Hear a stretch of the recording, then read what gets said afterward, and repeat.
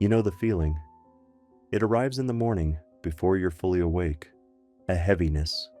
A sense that something is fundamentally wrong with you, though you can't name what. You scroll. Everyone else has figured it out. Everyone else is further along. Everyone else is enough. And you are still trying, still failing, still not there yet.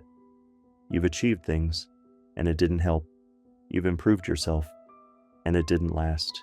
You've tried to fix what's broken. But what if you were never broken at all? Here's what nobody tells you. This feeling, this persistent, gnawing sense of inadequacy, isn't a bug in your psychology. It's a feature.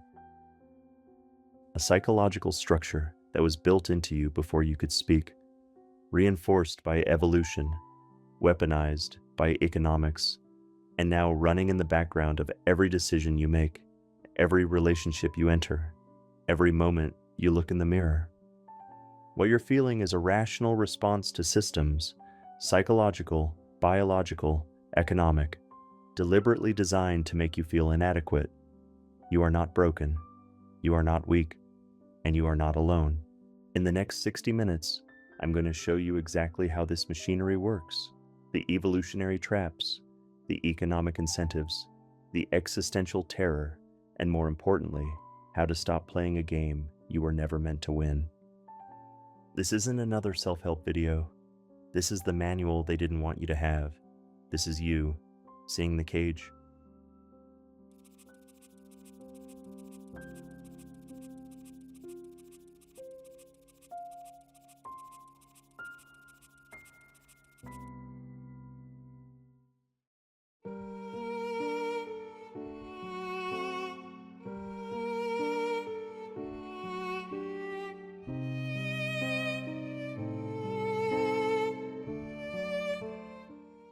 Close your eyes for a moment.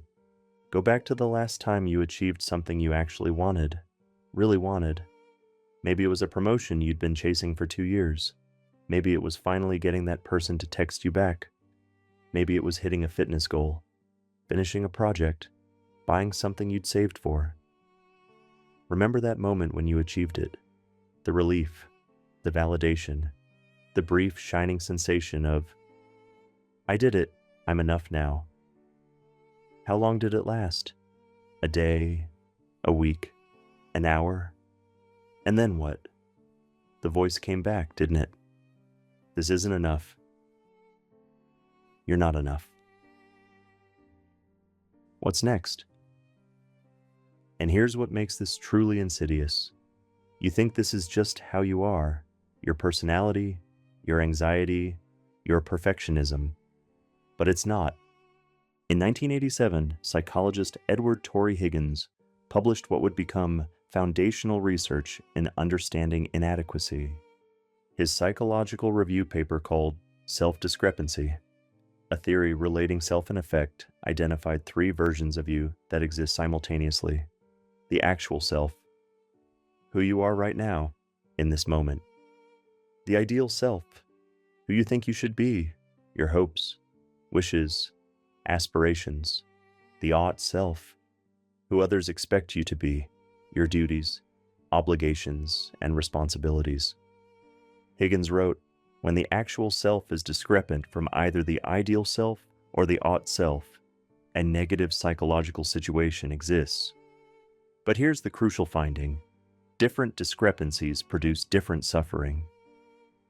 When you fall short of your ideal self, you experience dejection-related emotions, disappointment, dissatisfaction, sadness, depression. When you violate your ought self, you experience agitation-related emotions, fear, anxiety, guilt, shame. Your inadequacy isn't one feeling. It's multiple psychological wounds bleeding simultaneously. Let me give you an example. In the morning, you sit down to work on that project, the one that was supposed to be your thing, the novel, the startup, the creative pursuit that would finally make you feel alive. But it's been weeks since you touched it, months maybe. That heavy disappointment settles in. You're not the passionate, driven person you thought you were.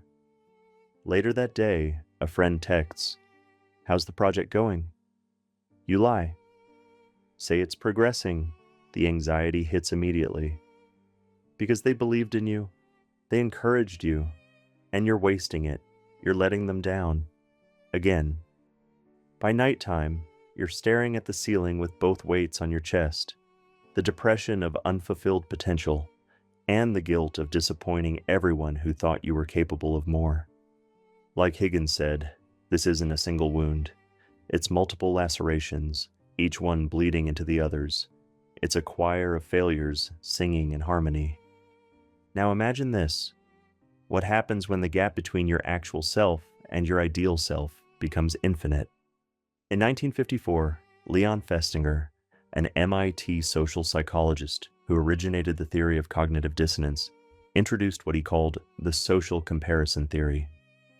Festinger's fundamental hypothesis: there exists, in the human organism, a drive to evaluate his opinions and his abilities. When objective standards don't exist, we evaluate ourselves by comparison to others. He wrote, "The tendency to compare oneself with some other specific person decreases as the difference between his opinion or ability and one's own increases. You naturally stop comparing yourself to people too different from you, but that natural break, that protective mechanism, no longer functions because you're not comparing yourself to your neighbor anymore. You're comparing yourself to everyone, everywhere, all at once. Your ideal self isn't just the best version of you. It's a composite of everyone's peak achievement, the billionaire's wealth, the influencer's appearance, the athlete's discipline, the artist's creativity. You are measuring your ordinary human life against the collective peak achievements of 8 billion people. And here's the thing about that measurement. You will always, always fall short. But the question isn't why you feel inadequate. The question is, why were you built this way?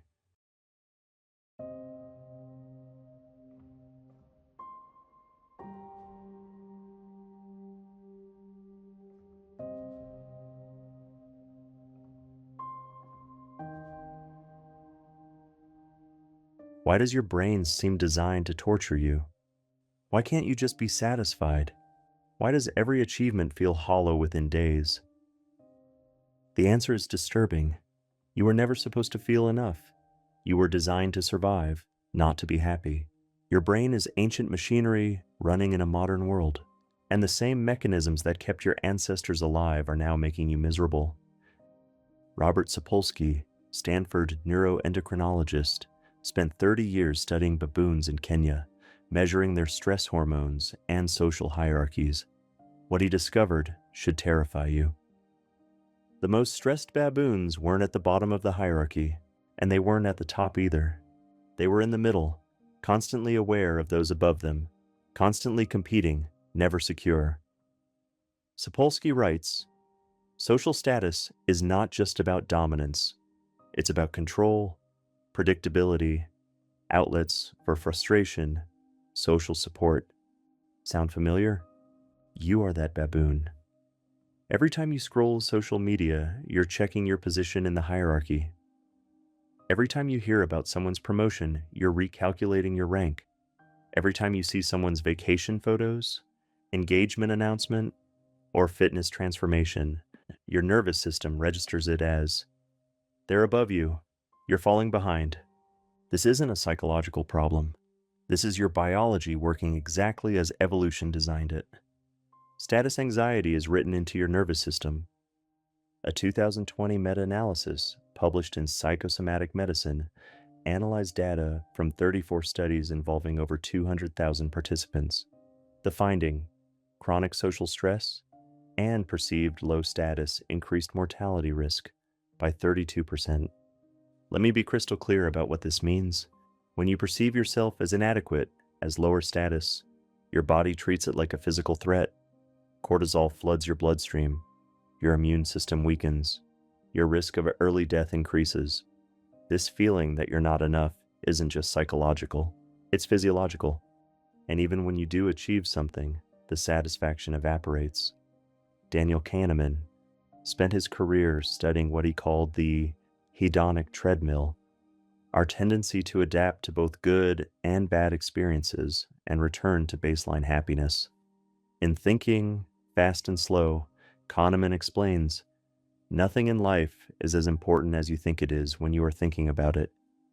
You finally get the promotion, the one you've been working toward for 2 years, the title, the salary bump, the validation. You walk taller, you update your LinkedIn, you tell your parents, you feel like you've finally arrived. Week 2. The novelty is wearing off, the new responsibilities are stressful, you're wondering if you're capable of handling them. Week 3. You see someone else got promoted to an even higher position. Your promotion suddenly feels smaller, less significant. Week 4. You're already thinking about the next level, already feeling inadequate at this new position, already wondering what's next. The goalposts moved. Again. We overestimate how much joy achievement will bring. We adapt. We normalize. We return to feeling not enough. Kahneman's research showed that lottery winners returned to their baseline happiness within months. Similarly, paraplegics, after the initial trauma, returned to their baseline within years. You are designed to adapt, to normalize, designed to return to feeling not enough. This isn't a character flaw, it's survival engineering. Imagine 2 of your ancestors. One is satisfied, content, happy with what he has. He stops hunting after a good week, relaxes, enjoys his life. The other is paranoid, dissatisfied, always scanning for threats and opportunities, never content, always wanting more, preparing for winter, stockpiling resources, comparing himself to others in the tribe. Guess which one survived? Which one's genes got passed down? The satisfied ancestor died out, got eaten, starved in the harsh winter he didn't prepare for. The paranoid, dissatisfied ancestor survived and passed down his genes to you.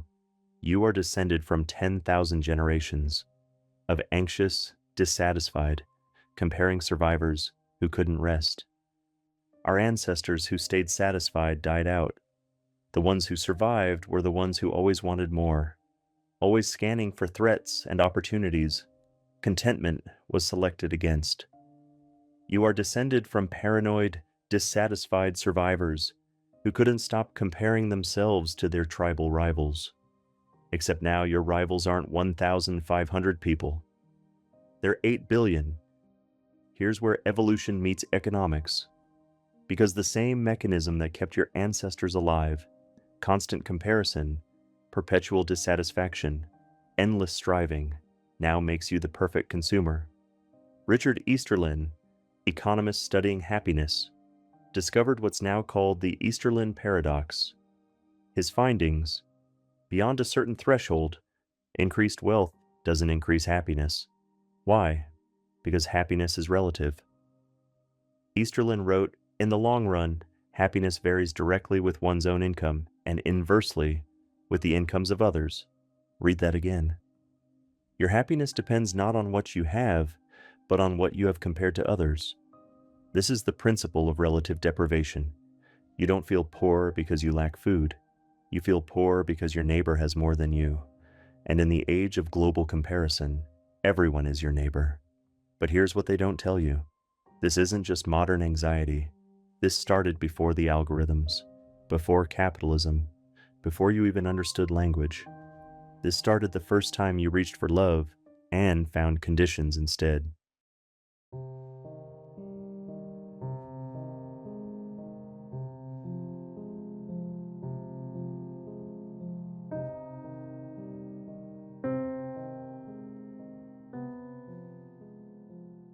You're 3 years old. You fall. You scrape your knee. You cry. Your parent has 2 choices. Choice 1. They hold you. They say, I know it hurts, child. I'm here. No judgment, no condition, just love. Or choice 2. They say, come on. You're fine. Stop crying. Big kids don't cry. Or worse, they ignore you entirely. In choice 1, you learn something fundamental. I am worthy of comfort. My pain matters. I can be loved exactly as I am. In choice 2, you learn something different. My feelings are too much. I must hide my pain. I must earn the right to be cared for. This moment, and thousands like it, carved pathways into your developing brain. This is where inadequacy begins. In moments before language, before memory, before you had any defense against them, John Bowlby spent decades studying what he called attachment theory, the templates for love created in your first relationships. He discovered these early experiences create what he called internal working models, mental blueprints that shape how you see yourself and others for the rest of your life. Bowlby wrote in his trilogy, Attachment and Loss, "Intimate attachments to other human beings are the hub around which a person's life revolves, not only when he is an infant or a toddler or a school child, but throughout his adolescence and his years of maturity as well, and on into old age. Think of it like the foundation of a building laid first, underground, invisible, everything built on top, every floor, every wall, every room. Depends on that foundation. Your attachment patterns are your psychological foundation laid before you were 3 years old, before you could examine them, before you could choose them. And everything you've built on top, your relationships, your career choices, your ability to trust, your capacity to rest, is shaped by that invisible foundation. But what happens when that foundation is cracked from the beginning? Mary Ainsworth, expanding Bowlby's work, identified 4 attachment patterns formed in childhood. Secure attachment. I am worthy of love. Others are trustworthy. Anxious attachment. I must earn love. Others might abandon me. I am never enough. Avoidant attachment. I must not need others. Vulnerability is dangerous. I must be self-sufficient. Disorganized attachment. Love is terrifying. People who love me also hurt me. I am fundamentally unsafe. Which pattern are you living from? Because that pattern is running in the background of everything you do. Every relationship you choose. Every risk you avoid. Every time you feel not enough. Carl Rogers drew a crucial distinction in his book, On Becoming a Person. Unconditional positive regard versus conditional regard. Rogers wrote, when the individual has no awareness of such unconditional positive regard, then every self-experience is evaluated in terms of the conditions of worth which he has taken over from others, and only those experiences which meet these conditions are valued positively by the client. Let me explain. Children who receive unconditional love simply for existing develop genuine self-worth. Children who receive conditional love based only on achievement, compliance, or performance develop what he called a false self. If you were praised for success, but ignored when you hurt, you learned your worth lies in performance, not existence. If you were loved when compliant, but rejected when angry, you learned parts of you are unacceptable. If you were made responsible for your parents' emotions, you learned you exist to fix others, never to simply be. And here's the cruelest part. You don't even remember most of these moments. You don't remember being 3 years old and learning that crying was too much. You don't remember being 5 and realizing that your parents smiled more when you succeeded than when you simply existed. But your body remembers, your nervous system remembers, and it's still responding to those moments every single day. You're at a family dinner. You're exhausted. You had a terrible week. You just want to go home. The true self wants to say, I need to leave. I can't do this right now.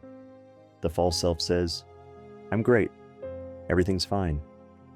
And you stay for 3 more hours, performing, dying inside. Why? Because the true self learned long ago it wasn't acceptable, that showing need meant losing love, that being real meant being rejected. So the false self took over, the mask that smiles, the version that says, I'm fine, even when drowning, the performance that protects the real you by hiding you. And you've been doing this so long, you've forgotten which one is the mask, and which one is your face. Donald Winnicott, the British psychoanalyst, understood this mechanism. He wrote, "The false self has one positive and very important function, to hide the true self, which it does by compliance with environmental demands. You spend the rest of your life maintaining the mask, trying to be enough, performing to earn what should have been free. You're still the child who learned that love is conditional, and now you've internalized the condition. But here's where it gets sinister, because the same wound that made you feel inadequate as a child has been discovered, studied, and has been weaponized to profit off you as an adult."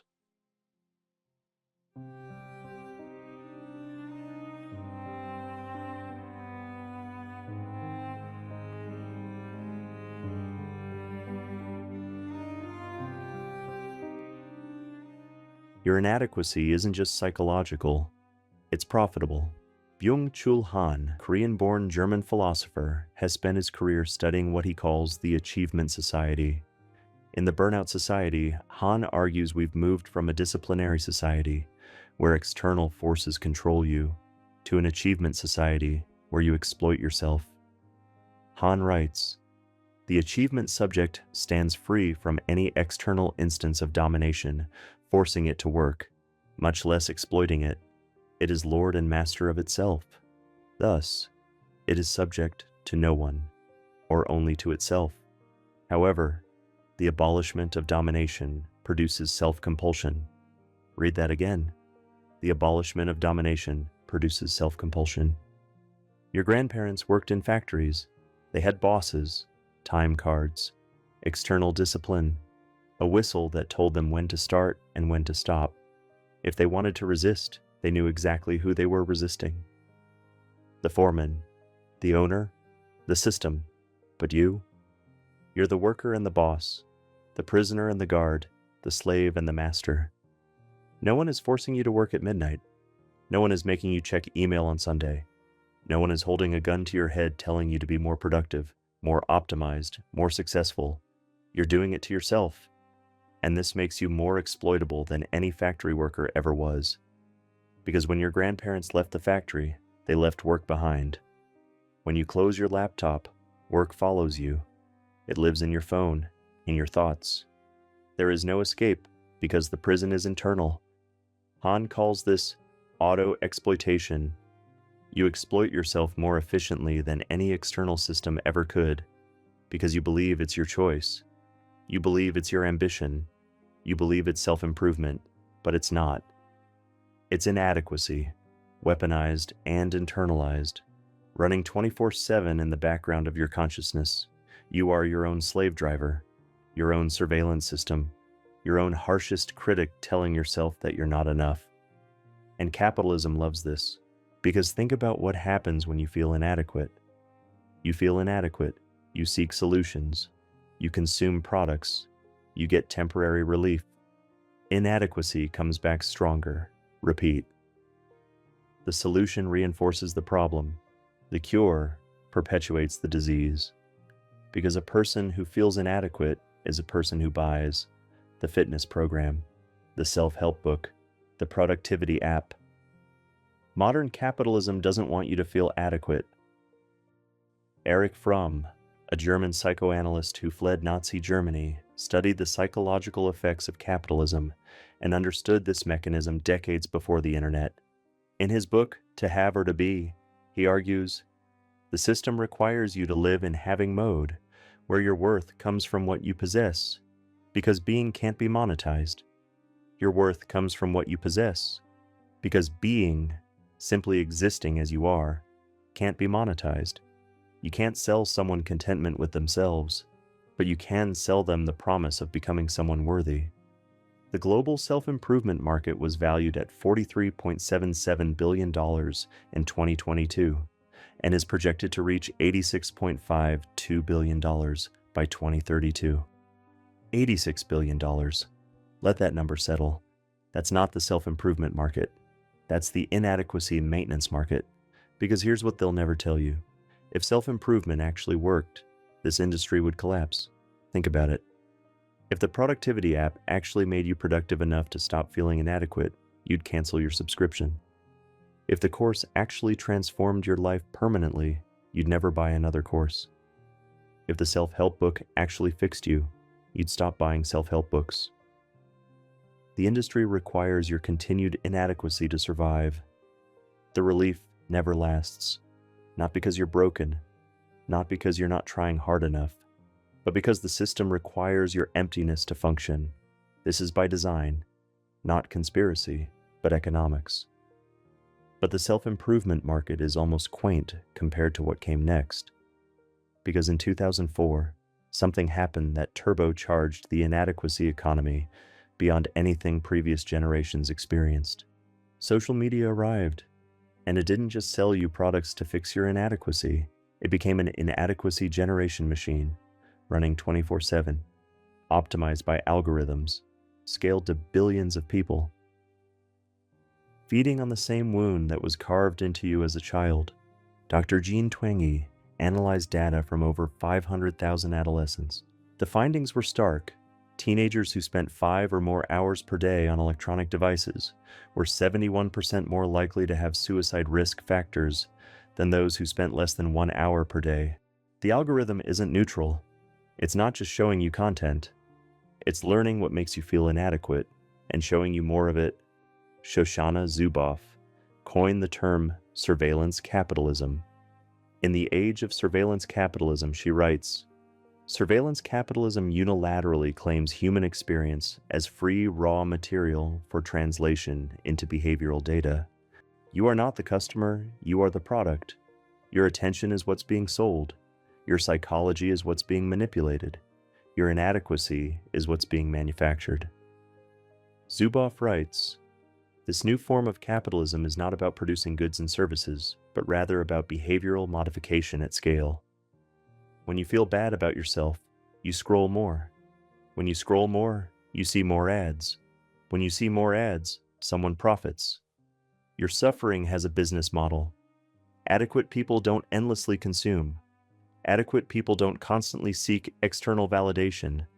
Adequate people are bad for business. But there's something even more fundamental happening, something that turns comparison into a kind of psychological apocalypse.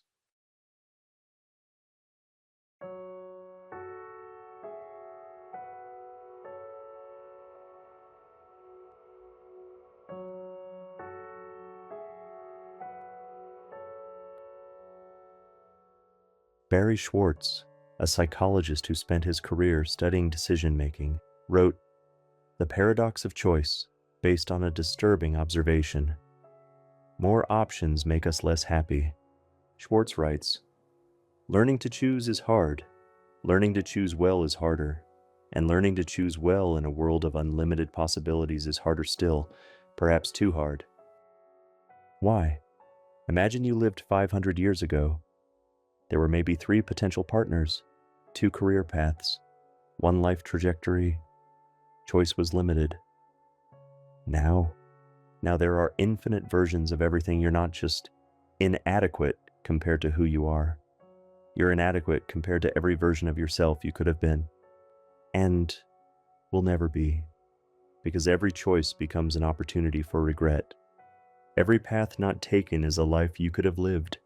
Schwartz explains, with so many options to choose from, people find it very difficult to choose at all, and when they do manage to make a choice, they are less satisfied with the outcome than they would be if they had just a few options to choose from. Imagine a person who turned down a scholarship to study abroad. Years later, they wonder, who would I be if I'd gotten on that plane? Would that version of me finally be enough? Probably not, because he'd be wondering about the version that stayed home.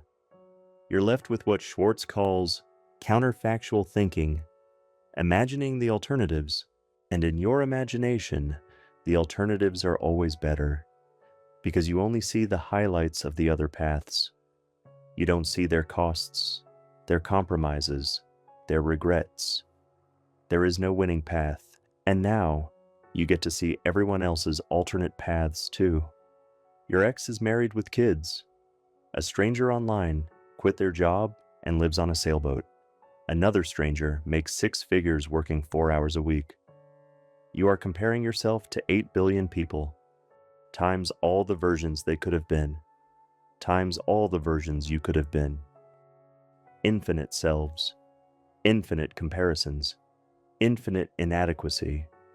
This is the comparison apocalypse. And everyone is doing this. Everyone posts their best self to compensate. The highlight reel, the confident facade hiding the counterfactual torture. Your highlight reel becomes someone else's regret. Their highlight reel becomes your regret. But why does it hurt so much? Why does inadequacy feel not just painful, but existentially threatening? Why does it feel like death itself? Because it is.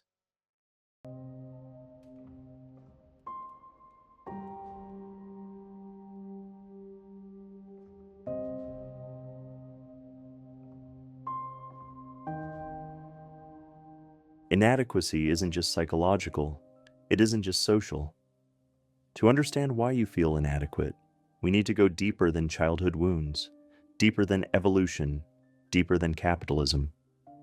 We need to examine the existential structure of selfhood itself, to the foundation of what it means to be human, to questions philosophy has wrestled with for centuries.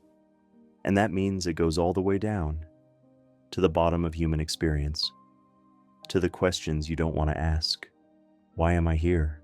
What does my life mean? What happens when I die? And most terrifying of all, what if there are no answers? In 1849, a Danish philosopher named Søren Kierkegaard published a book with a curious title, The Sickness Unto Death. Not a sickness that kills you, a sickness you carry until death, a sickness of the soul. Kierkegaard wrote, "So to be sick unto death is not to be able to die, yet not as though there were hope of life. No, the hopelessness in this case is that even the last hope, death, is not available. When death is the greatest danger, one hopes for life. But when one becomes acquainted with an even more dreadful danger, one hopes for death. So when the danger is so great that death has become one's hope, despair is the disconsolateness of not being able to die. A despair that you cannot escape, not through tragedy or loss, not through achievement, not through becoming someone else. The despair that comes from the impossible task of being yourself. Kierkegaard understood something that most people spend their entire lives running from. The self is not a thing you have. It's not something fixed that you discover. The self, Kierkegaard argued, is a relation. Specifically, a relation that relates itself to itself, between who you are, who you want to be, and who you think you should be. And here's what makes this unbearable. Kierkegaard understood that human beings exist in this impossible tension, this synthesis of opposites that can never be resolved. You are finite and infinite simultaneously, temporal and eternal, determined by your past, yet free to create your future. The self is the attempt to hold these contradictions together, an attempt that is always failing. This is what Kierkegaard meant by the sickness unto death, not depression, not anxiety, but despair. Kierkegaard wrote, "The greatest hazard of all, losing oneself, can occur very quietly in the world, as if it were nothing at all. No other loss can occur so quietly." And Kierkegaard identified 3 ways this happens, 3 forms of despair, and you need to understand this because you're living in at least one of them right now, possibly all 3 at once. The first form, despair at not being conscious of having a self. This is the person who never questions, who follows the script society handed them, who lives on autopilot. Get the degree, get the job, get married, have kids, retire, die. Never once asking, is this what I actually want? Never once asking, who am I beneath all these roles? They avoid inadequacy by never becoming a self at all, by never individuating, by remaining unconscious. And on the surface, this might look like contentment, like someone who has it figured out, but Kierkegaard saw through this. This isn't contentment, it's self-deception, not peace, but numbness, the absence of pain, mistaken for the presence of meaning. The despair is still there, underground, unacknowledged, appearing as a vague sense that something is missing, a quiet voice late at night that whispers, "Is this all there is?" before being drowned out by tomorrow's obligations. You avoid inadequacy by never becoming a self at all. The second form, despair at not willing to be oneself. This is the inadequacy you know intimately, viscerally, the one that lives in your chest like a stone. The despair of wanting to be someone else, anyone else. This is you, looking in the mirror and hating what you see, thinking that everyone else has it figured out except you. Kierkegaard called this the despair of weakness. You are in despair at being yourself, so you spend your entire life trying to become someone else. Because who you actually are feels fundamentally inadequate, fundamentally wrong, fundamentally not enough. And here's the cruelest part. Even when you achieve something, even when you temporarily become that idealized version, the goalpost moves, the inadequacy returns. Because you're not trying to be yourself, you're trying to be anyone but yourself, which is an impossible task, a game you can never win. The third form, despair in willing to be oneself. Wait, isn't this the answer? Just be yourself. Accept who you are. Find your authentic self and the inadequacy disappears. But Kierkegaard understood something that shatters this entire idea. There is no fixed, true self waiting to be discovered underneath all your conditioning. The self isn't something you find. It's something you create continuously, every moment, through every choice. And that creation is never finished, never complete, never adequate compared to what it could be. You think if you could just peel away the layers, excavate through the expectations and the wounds and the false personas, you'd find the real you. And if you could just be that person, you'd finally be enough. But that's the trap. The self is not an object you discover. It's a process you enact, a relation that must constantly relate itself to itself, which means you are always in the act of becoming, always inadequate compared to who you could be, always falling short of the self you're trying to create. This is what Kierkegaard called the despair of defiance, the anxiety of self-creation. You are always becoming, never arriving. So let's see where we are. If you don't try to be a self, you live in unconscious despair, numb and empty. If you reject yourself and want to be someone else, you live in the inadequacy you know so well, the constant comparison and self-hatred. If you try to create yourself, you live in the anxiety of endless becoming, the burden of self-creation without a rival. There is no escape. Inadequacy is woven into the structure of human existence, into the very nature of being a self. This is the sickness unto death, not a sickness you can cure, but a sickness built into what it means to be human. Kierkegaard wrote all of this in 1849 in Christian Denmark, where God provided the answer to the riddle of the self, where faith could resolve the despair, where there was a cosmic story that told you who you were and why you mattered. But what happens when that story disappears? When God is gone? When tradition collapses? When you're left alone with the impossible task of creating yourself in a universe that provides no guidance, no meaning, no purpose? What happens when you must create your own meaning from nothing? That question drove a man to the edge of human experience, to the darkest place humanity has ever created, where he learned what happens when meaning is stripped away.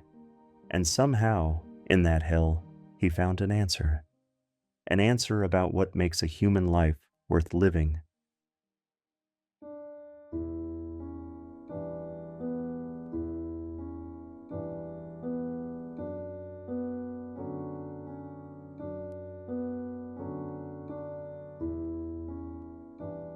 September 1942.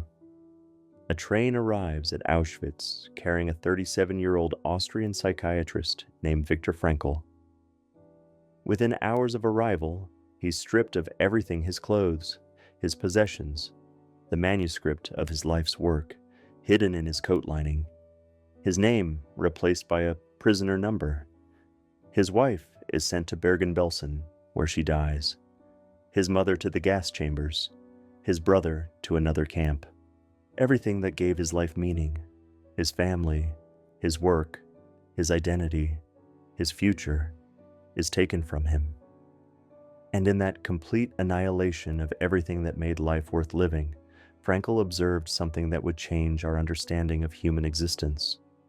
In the concentration camps, surrounded by death and suffering beyond imagination, Frankl watched who survived and who gave up, who held on, and who walked into the electric fence. And what he discovered was this: the prisoners who survived weren't the strongest, they weren't the healthiest.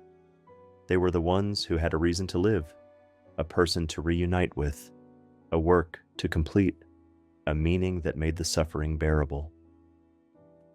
After liberation, barely alive, Frankl wrote Man's Search for Meaning in 9 Days, a book that would become one of the most important psychological texts of the 20th century, because it answered a question that everyone asks but few dare to speak aloud. What makes life worth living when everything is taken from you? Frankl's answer was radical, contradicting both Freud and Adler, the two giants of psychiatry he'd trained under. He writes, "Man's search for meaning is the primary motivation in his life, and not a secondary rationalization of instinctual drives. This meaning is unique and specific in that it must and can be fulfilled by him alone. Only then does it achieve a significance which will satisfy his own will to meaning. Not pleasure, not power. Meaning. When life has meaning, extreme suffering becomes bearable." Frankl watched prisoners endure unimaginable horror because they had something to live for. When life lacks meaning, even pleasure becomes empty.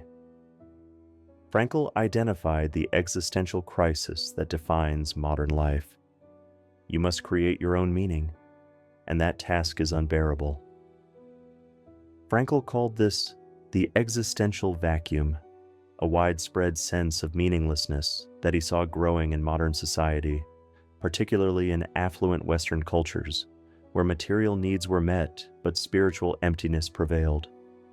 In Man's Search for Meaning, he writes, "The existential vacuum is a widespread phenomenon of the 20th century. No instinct tells him what he has to do, and no tradition tells him what he ought to do. Sometimes he does not even know what he wishes to do. Instead, he either wishes to do what other people do, or he does what other people wish him to do. Your ancestors had a story. Religion told them why they existed. Tradition told them how to live. Community gave them a role, and inadequacy could be resolved by fulfilling that role, by being a good Christian, a dutiful son, a productive member of the tribe. But those structures are gone, or hollow, or optional, or contradictory. You stand in the ruins of systems that no longer function, surrounded by 1,000 competing narratives about what makes a life valuable. And you must choose. You must create your own meaning from nothing in a universe that has no inherent meaning. And this is where inadequacy becomes existentially terrifying. What if you choose wrong? What if the meaning you create is worthless? What if you waste your one life on something that doesn't matter? What if you build your entire identity around becoming enough, achieving enough, earning enough, proving enough, and then realize that enough was never meaningful to begin with? Just another way to avoid the real question. Frankl understood that the burden of creating meaning is almost unbearable, that humans will do almost anything to avoid it. They'll conform, doing what everyone else does so they don't have to choose.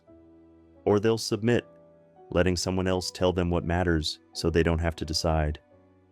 or they'll fill their lives with distractions and pleasures and achievements that feel like meaning, but are actually just elaborate ways of avoiding the question. And here's what nobody tells you. Inadequacy becomes the substitute for meaning.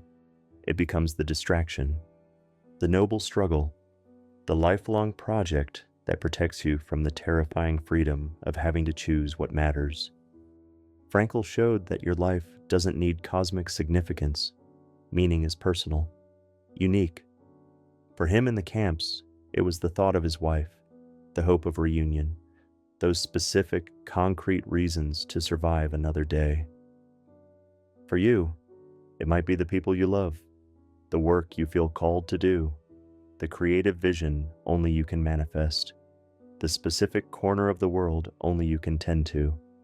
And yet, even when you find meaning, even when you identify what makes your life significant, there's something lurking beneath it, something Frankl couldn't fully escape even with his answer. Because meaning doesn't save you from mortality. His wife still died. His mother was still murdered. His body still carried the scars and starvation and trauma for the rest of his life. You can find meaning, and you will still die. That meaning will die with you. Everything you built will dissolve into the void.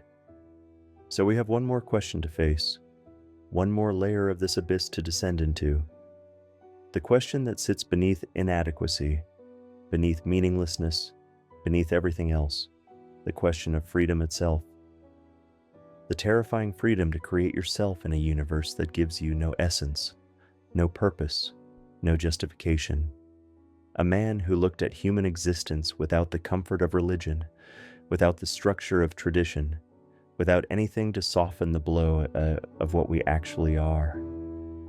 And what he saw was terrifying.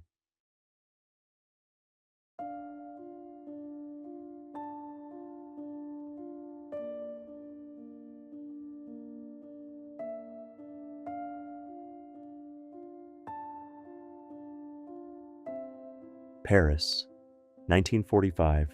The war is over. France is liberated. A French philosopher named Jean-Paul Sartre is sitting in a cafe, writing something that will shatter the foundations of human identity. Not about politics, not about morality, about something more fundamental, a question that kept him awake at night, about what you are. So what are you? Not what you do, not what you believe, not your roles or achievements or identities. Underneath all of that, what actually are you? According to Sartre, the answer is simple. You are your choices. Nothing more, nothing less. Every action, every decision, every moment you chose to act or not act, that's what you are. Let me explain what this means. Sartre writes, "Man is nothing else than his plan. He exists only to the extent that he fulfills himself. He is therefore nothing else than the ensemble of his acts, nothing else than his life. You are not your intentions, not your potential, not your dreams, or the person you tell yourself you could be someday. You are your actions. Only what you actually do defines you." This is what Sartre meant by existence precedes essence. Think about the moment you were born. You didn't arrive with a purpose stamped on you, no instruction manual, no predetermined destiny, no true self waiting inside you to be discovered. You just existed, a blank slate screaming into the void. And only through your choices, through what you actually do you create what you are. And this leads to the most terrifying sentence Sartre ever wrote. Sartre writes, "Man is condemned to be free, condemned because he did not create himself, in other respect is free, because once thrown into the world, he is responsible for everything he does." Condemned. You didn't choose to exist. You didn't choose your circumstances, your body, your family, the world you were born into. But from the moment you exist, you are free. Radically, absolutely, inescapably free. Free to choose how you respond to your circumstances. Free to create meaning or reject it. Free to become whoever you decide to become. And here's what makes this unbearable. You cannot escape this freedom, and you cannot escape responsibility for your choices. Let me show you what this means in the mundane horror of your actual life. This morning, your alarm went off. You hit snooze. That was a choice. You checked your phone before getting out of bed. That was a choice. At work, someone asked how you're doing. You said, "Fine," when you weren't. That was a choice. You come home exhausted and scroll for 2 hours instead of working on the thing you say matters to you. That was a choice. And tomorrow, you'll do it all again. Not because you have to, because you're choosing to. Even not choosing is a choice. Even passivity is an active decision. Even saying "I can't" is choosing not to. You cannot say, "I had no choice." You cannot say, "That's just my nature." You cannot say, "I couldn't help it." At every single moment, you are authoring the story of your life. This is what Sartre called anguish, the dizzying, nauseating vertigo of absolute freedom. Because if you are completely free and completely responsible, you cannot blame anyone else for your life. Not your parents for how they raised you. Not society for its expectations. Not your trauma for shaping you. Not your biology for limiting you. Those things influenced you, but they didn't determine you. And this is unbearable. So what do people do with this unbearable freedom? They lie to themselves. Sartre called it bad faith. The lies we tell ourselves to escape the terror of freedom. Bad faith is when you pretend you're not free. Sartre gives the famous example of the waiter to explain this. The waiter who performs being a waiter so completely, the exaggerated movements, the mechanical precision, the overly polite voice, that he forgets it's a role. He thinks, "I am a waiter. This is what I do. This is who I am." But Sartre sees through it. He chose this job. He could quit tomorrow. He could walk out right now. But if he admits that, he'd have to face his freedom. It's his freedom. So he becomes the role. He disappears into it. We all do this. Bad faith isn't just lying to others. It's a specific psychological maneuver. You treat your freedom as if it were a constraint. You take the roles you've chosen, employee, parent, partner, and pretend they determine your behavior, as if the role makes your choices for you. You take the patterns you've established through repeated choices and call them personality or nature, as if your past removes your freedom to choose differently now. You take your fears and uncertainties and transform them into limitations, as if being afraid is the same as being unable. When you become your role, your identity, your nature, you no longer have to be free. But there's something even more insidious about bad faith. You can use your limitations as an excuse. And here, right here, we arrive at the revelation. The reason we've descended this far into philosophy, the connection that makes everything clear. Inadequacy is a form of bad faith. Think about what inadequacy actually does. It turns freedom into fate. When you believe you're inadequate, you're not describing a fact about yourself. You're creating an essence, a fixed nature that removes your freedom. Sartre would see this immediately. Inadequacy is bad faith disguised as humility. Here's the mechanism. Freedom is unbearable because it means you're responsible for your choices. But if you're inadequate, you're not really choosing, are you? You're just limited, constrained, determined by your lack of capability. Inadequacy transforms "I'm choosing not to" into "I can't." And thinking, "I can't," removes responsibility, removes freedom, removes the terrifying burden of having to choose. This is why inadequacy feels so comfortable, because it's not a problem to solve. It's a solution to a different problem, the problem of being free. As long as you're inadequate, you don't have to act. You don't have to risk. You don't have to face the possibility that you're capable and simply choosing not to use that capability. You get to be a victim of your own limitations rather than the author of your own inaction. Inadequacy is the perfect alibi for a life unlived. the perfect shelter from freedom. Inadequacy becomes your essence, a fixed nature that removes your responsibility. So here's what we've discovered at the bottom of this abyss. Your inadequacy isn't a wound from childhood, or biology, or bad luck. It's a choice to escape the self that never aligns, a choice to avoid creating meaning, a choice to hide from the terror of freedom. You feel inadequate because inadequacy is safer than being free. So here we are, at the bottom. You've seen how it all works: the psychology, the biology, the economics, the philosophy. You understand now that inadequacy isn't a personal failing. It's a rational response to impossible conditions, a feature of human consciousness itself. And you might be thinking, okay, now I know. Now I can fix it. You can't fix it. Not the way you think. Something has shifted. You're not asking the wrong question anymore. Because for years you've been asking, how do I become enough? That was always the wrong question.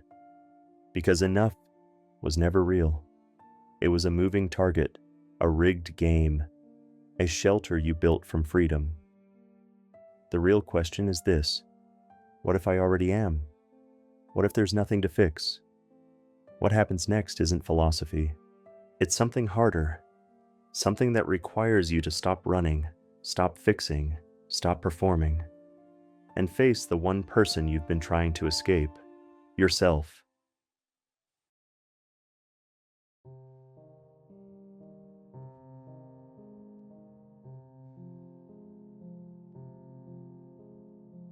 Here's the truth. I can't hand you a formula that makes inadequacy disappear. Anyone who promises that is selling you the same trap we just spent 50 minutes dismantling. But I promised you I'd show you the way through, and I will. But first, you need to understand something. The way through isn't what you think it is. Let's quickly go through what we've discovered. Inadequacy isn't a bug in your psychology. It's evolutionary survival. It's not a wound from childhood. It's a psychological structure that was built into you. It's not a personal failing. It's a rational response to impossible conditions. And, most importantly, it's a choice you're making every single day. So here's the final truth. You cannot eliminate inadequacy. That project is over. It was always impossible. But you can stop letting it run your life.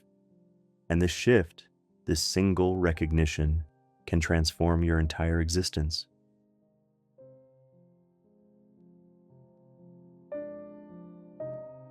There are two fundamental ways to live with inadequacy, and understanding this distinction is everything.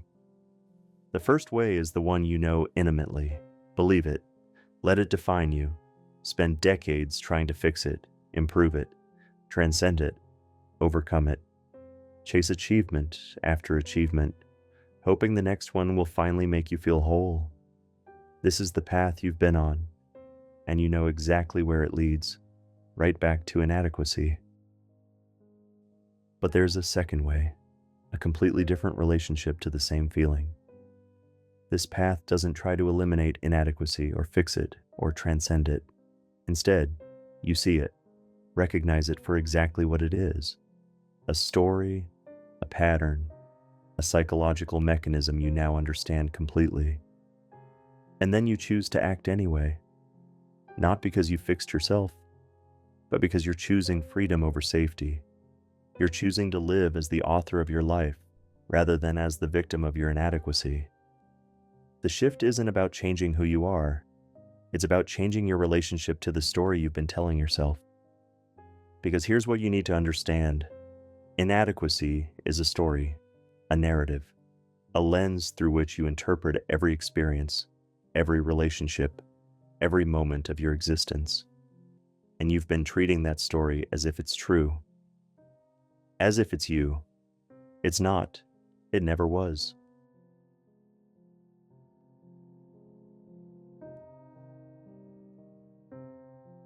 Let me show you what this actually looks like in the concrete reality of your daily life, because this isn't abstract philosophy. This is about tomorrow morning. You wake up.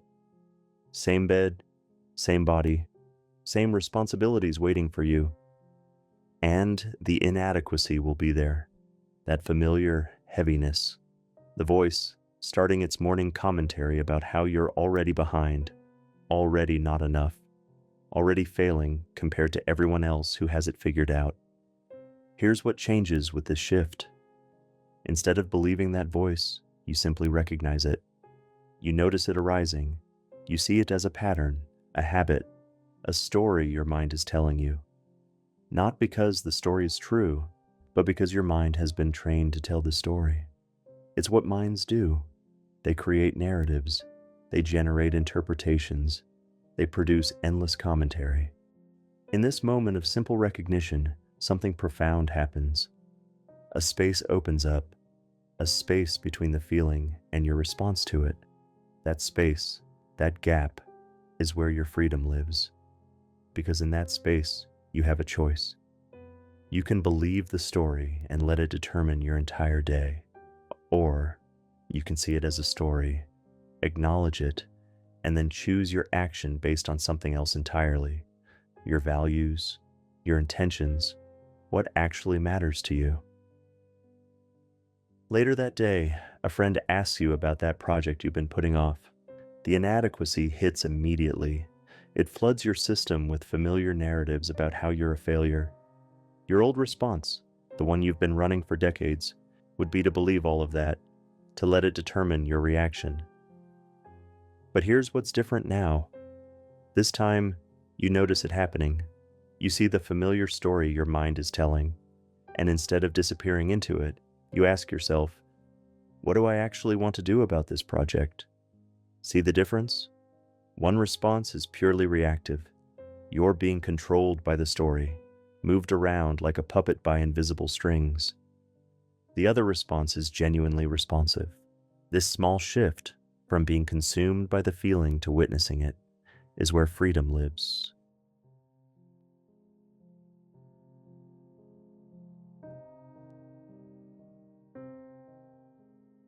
So here's what I'm going to give you. Not a cure, not a fix. A practice. A way of living that doesn't eliminate inadequacy but stops it from running your life. The first practice is deceptively simple but absolutely transformative. Every time you notice inadequacy arising, you add 5 words that change everything. Instead of thinking, I'm not enough, you think, I'm having the thought that I'm not enough. Instead of, I'm a failure, you think, I'm having the thought that I'm a failure. This isn't just semantic wordplay or psychological trickery. This is the fundamental difference between being trapped inside the story and being able to witness the story from outside of it. You're the one having the thought. The thought is something you're experiencing, not something you are. One makes you the victim of your inadequacy. The other makes you the observer of your inadequacy. And the observer is free.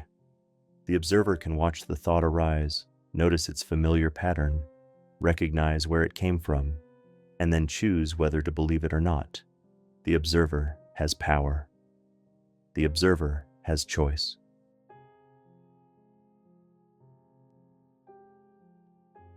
The second practice cuts deeper. When inadequacy arises, most people start the diagnostic process, trying to identify the flaw, locate the deficiency, figure out what needs to be fixed. But that question keeps you trapped in the inadequacy paradigm. Instead, ask this: what am I actually afraid will happen if I'm not enough? Really sit with this. This question is crucial because inadequacy isn't actually about being inadequate. It's about the consequences you're trying to avoid. If I stop trying to be enough, if I accept myself exactly as I am right now, what am I afraid will happen? Maybe you're afraid you'll lose all motivation and become completely stagnant. Maybe you're afraid you'll stop growing or improving. Maybe you're afraid people will reject you once they see who you really are. Maybe you're afraid you'll prove to yourself that you actually are worthless. Maybe you're afraid you'll waste your entire life on nothing meaningful. Write those fears down and look at the list. You're already afraid of those things. Inadequacy hasn't been protecting you from those fears. It keeps you trapped inside them.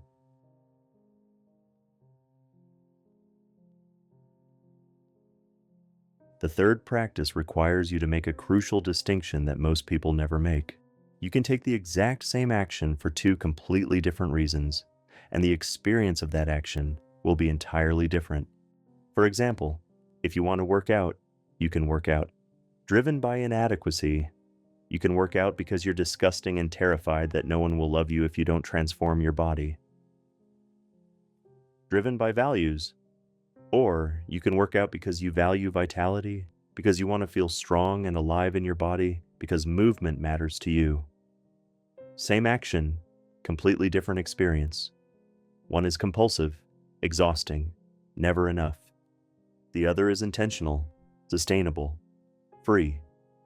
You're doing it because it aligns with what matters to you, regardless of whether it makes you adequate. So examine your life, look at what you're actually doing every day, and ask yourself, am I doing this because I'm trying to escape inadequacy, or am I doing this because it genuinely matters to me? Identify your actual values, not what you think you should value, not what looks good, not what would make you seem adequate, what genuinely, deeply matters to you. Maybe it's connection, maybe it's creativity, maybe it's growth or service or beauty or truth. Write those down, look at them, and then practice taking one action every day that's aligned with those values, regardless of whether that action makes you feel adequate. This is what Viktor Frankl discovered in the concentration camps. Meaning doesn't come from being enough. It comes from living according to what matters.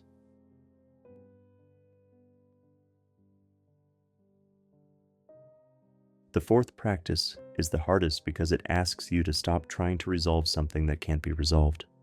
You must learn to hold a paradox. Two apparently contradictory truths that are both simultaneously valid. Here it is. You are already enough. And you will never feel enough. Both are true. Both must be held at the same time. You are already whole, complete, worthy of love and belonging exactly as you are in this moment. Nothing you could achieve or accomplish or become would make you more fundamentally worthy than you already are. Your worth isn't conditional. It isn't earned. It simply is. And simultaneously, your brain is wired to feel inadequate. Evolution designed you to compare yourself to others. Your nervous system is programmed to never feel satisfied. The hedonic treadmill is built into your neurobiology. Most people spend their entire lives trying to resolve this paradox. They try to make one side win. The freedom isn't in eliminating one side of the paradox. The freedom is in holding both sides simultaneously, without needing to resolve the tension. You are enough, and you feel inadequate. You are worthy, and you doubt yourself. All of it is true. All of it can coexist.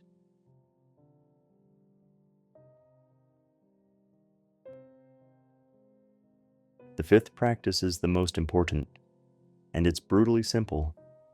Act anyway. Not after you feel confident, not after you feel ready, not after you feel adequate. Now, as you are, inadequate and all. Write the thing even though you're convinced it's terrible.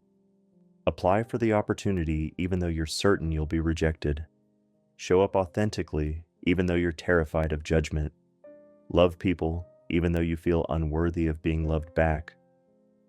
Create even though you're sure you're not talented enough.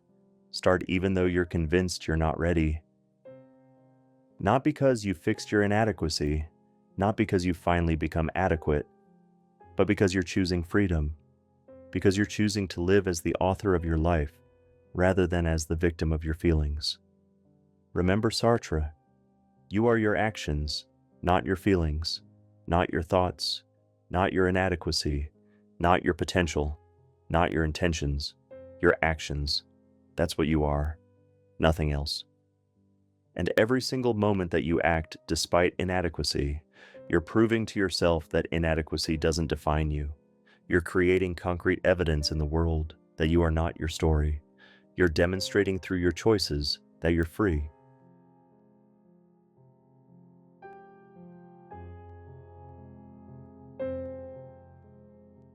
So let me tell you what actually happens when you start living this way. The inadequacy doesn't disappear, but its power over you does. It becomes like weather. Sometimes it's there, sometimes it's not. Sometimes it's a storm, sometimes it's a passing cloud, but it's no longer you. You're the sky that holds it all.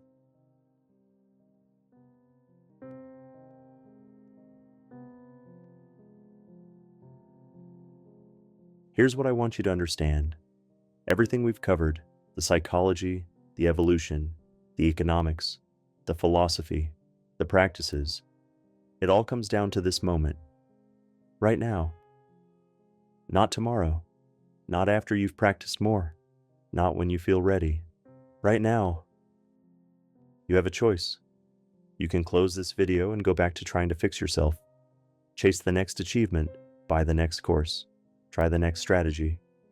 Or you can stop. Stop trying to become enough. And start living as though you already are. What would you do differently if you truly believed you were already enough? What would you create? Who would you love? What would you risk? What would you do right now if inadequacy wasn't stopping you? Do that. Not perfectly. Not confidently. Just do it.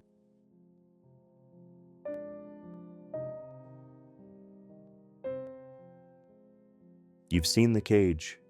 You understand the machinery, the evolutionary traps, the economic incentives, the existential structure. You know how it all works, and that knowledge changes everything, not because it eliminates inadequacy, but because it eliminates the illusion that inadequacy is the truth about who you are. You were never broken, you were never weak, you were never alone. You were always enough, you just forgot. The choice is yours. It always has been.